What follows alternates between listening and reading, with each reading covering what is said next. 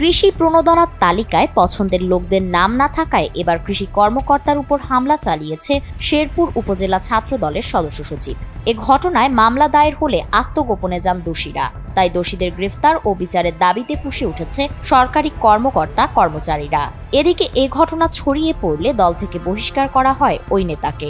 কর্মকর্তা তার অফিসে তাকে মারধর টেনে হেসড়ে নিচে নিয়ে আসে।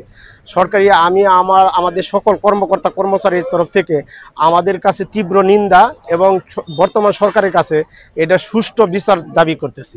অতর্কিতভাবে স্যারের রুমে গিয়ে অশালীন আচরণ করেছে স্যারের সাথে এবং স্যারের সাথে খুবই খারাপ ব্যবহার করেছে। ছড়িয়ে পড়া সিসিটিভি ফুটেজে দেখা যায় রাহাত হাসান কাইয়ুম কৃষি কর্মকর্তাকে চট থাপ্পড় দিয়ে টেনে হিঁচড়ে অফিস কক্ষ থেকে বের করে দিচ্ছেন, যা মুহূর্তেই ভাইরাল হয় সামাজিক যোগাযোগ মাধ্যমে। জানা গেছে দুর্বৃত্তরা কৃষকদের প্রণোদনার অর্থেও ভাগ চেয়েছিল, এমনকি কর্মকর্তাকে প্রাণনাশের হুমকিও দেয় তারা।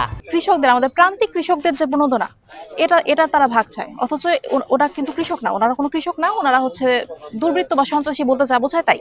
এসে ওনারা হচ্ছে এই প্রণোদনার ভাগ চায়, স্যারের সাথে ওনারা অকথ্য ভাষায় গালিগালাজ করে এবং তাকে হচ্ছে বদলির হুমকি দেওয়া হয় এবং তার প্রাণনাশের হুমকি দেওয়া হয়। এদিকে এই ঘটনায় ক্ষোভে ফুঁসে উঠেছেন সরকারি কর্মকর্তা কর্মচারীরা। দোষীদের গ্রেফতার ও শাস্তির দাবিতে তারা মানববন্ধন ও প্রতিবাদ কর্মসূচি পালন করছেন। যে অপরাধী তাকে এখন পর্যন্ত গ্রেফতার করা হয়নি। আমাদের দাবি তাকে দ্রুত গ্রেফতার করে আইনের আওতায় এনে তাকে সর্বোচ্চ শাস্তি দেওয়ার জন্য। তারা হুঁশিয়ারি দিয়ে বলছেন, দোষীদের দ্রুত আইনের আওতায় না আনলে জেলার সব সরকারি দপ্তরের সেবা কার্যক্রম বন্ধ করে দেওয়া হবে। এই সন্ত্রাসীকে দ্রুত আইনের আওতায় এনে দ্রুত বিচারের দাবি করছি।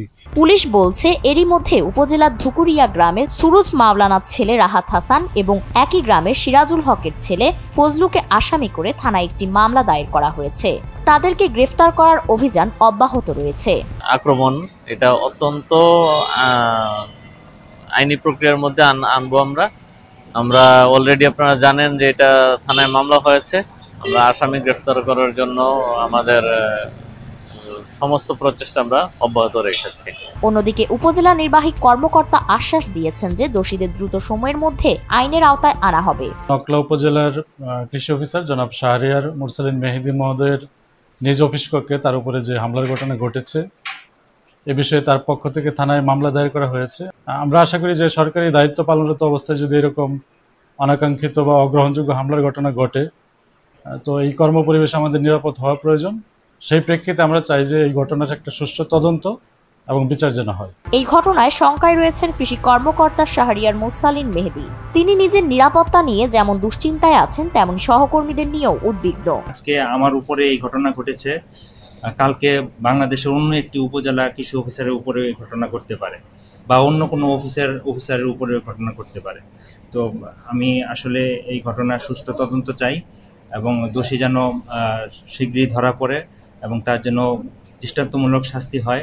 34তম ব্যাচে বিসিএস ক্যাডারে 2016 সালে কৃষি সম্প্রসারণ কর্মকর্তা হিসেবে সরকারি চাকুরিতে যোগদান করেন মেহেদী এবং 2023 সালের এপ্রিল থেকে নকলা উপজেলা কৃষি কর্মকর্তা হিসেবে কর্মরত আছেন। ফারিনুর রহমান প্রীতি, এনপিবি।